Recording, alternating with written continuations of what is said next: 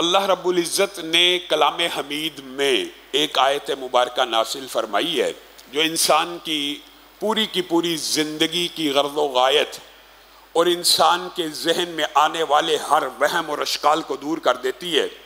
अफ़हसिबतुम अन्नमा खलक़नाकुम अबसा, क्या हमने आपको बिला वजह पैदा किया है? क्या आपने ये गुमान किया है कि आप बेसबब पैदा हुए हैं? अफ़हसिबतुम अन्नमा खलक़नाकुम अबसा, आपको यूं ही बस पैदा करके छोड़ दिया गया है? आप बस पैदा कर दिए गए हैं और अब आपने जो कुछ खाना पीना जिंदगी जैसे मर्जी गुजारनी, जानवरों की तरह इंसानों की तरह जैसे जी चाहे गुजारते चले जाएं, और आपने हमारी तरफ लौट के नहीं आना?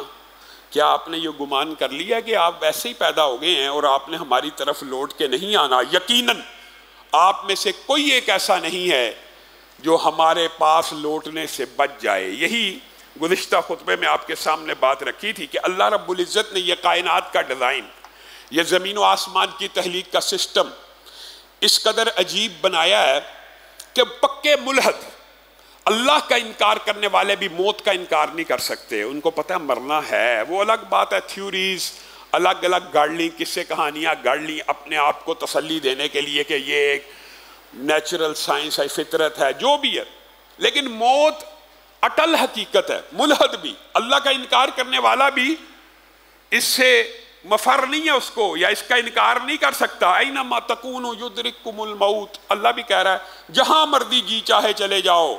वलो कुंतुम फी बुरूजिम मुशय्यदा, बड़े बड़ी दीवारों और किलों के पीछे जाके छुप जाओ, मौत तुम्हें ढूंढ निकालेगी।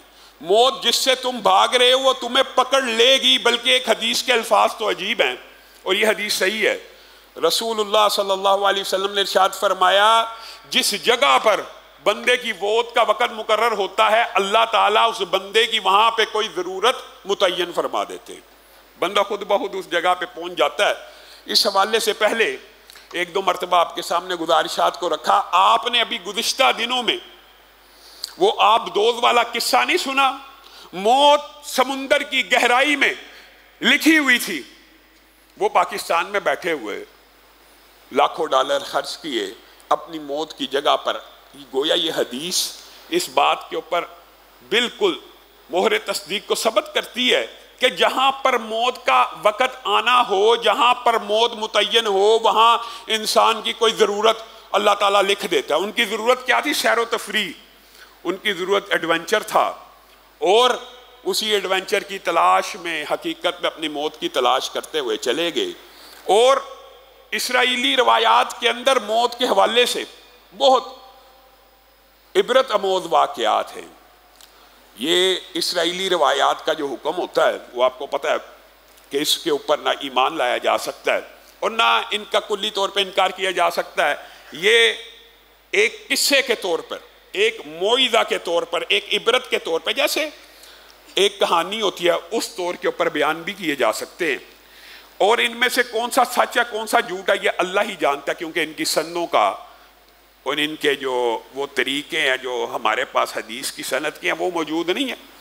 ये किताबों में लिखे हुए वाक़यात है। उन्हीं में से एक वाक़या कितना मुहय्यरुल अक़ूल है और उनमें से सिर्फ एक ही बयान करूँगा। वैसे तो ज़ईफ़ रवायात के एतबार से ये मौजू बड़ा तवील है और इन रवायात को अगर सिर्फ बतौर इबरत इंसान समझे तो वो भी इंसान की इस्लाह के लिए काफ़ी है।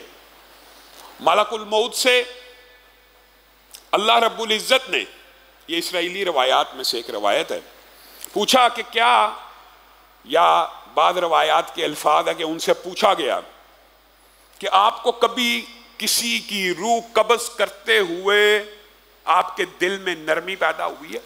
आपको तरस आया? आपके दिल में भी तरहम के जज्बात हैं? तो मलकुल मौत ने कहा, जी हाँ, 2 मरतबा ऐसा हुआ था कि मैंने जब रूह को कब्ज़ किया तो मैं भी डोल गया और मेरे दिल में भी ख्याल आ ही गया।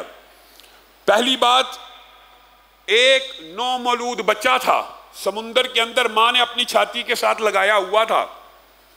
अल्लाह रब्बुल इज़्ज़त ने माँ की रूह के कब्ज़ करने का हुक्म दिया तो मेरे जहन में आया ये 1 दिन का बच्चा, 2 दिन का बच्चा, इसकी मौत का हुक्म नहीं दिया जा रहा, इस औरत की मौत का हुक्म दिया जा रहा है। ये कैसे पले बढ़ेगा?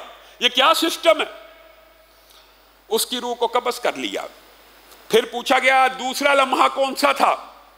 कहा हाँ, शद्दाद ने बड़ी मेहनत से एक जन्नत को तैयार किया और अपना सारा पैसा, अपना सारा माल, उसकी आराइश ज़िबाइश, अपनी सारी जिंदगी की मेहनत तगो-दो, जैसे मैं और आप भी अपना कोई घर बनाते हैं, उसको डेकोरेट करते हैं, मुज़य्यन करते हैं, रास्तों पर रास्ता करते हैं, कुछ लोग पूरी पूरी जमा पूंजी लगा देते हैं।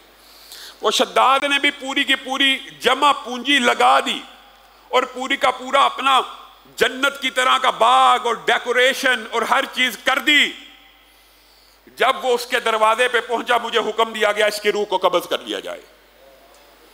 तो मेरे जहन में ये ख्याल आया, सारी जिंदगी की स्ट्रगल, मेहनत, तगोदो, तमन्नाइयों के बाद अगर इसने एक चीज बना ही ली है तो रब इसको देखने देता, रब इसको एक लम्हे के लिए अपनी मेहनत का फल देखने देता, हरज क्या है?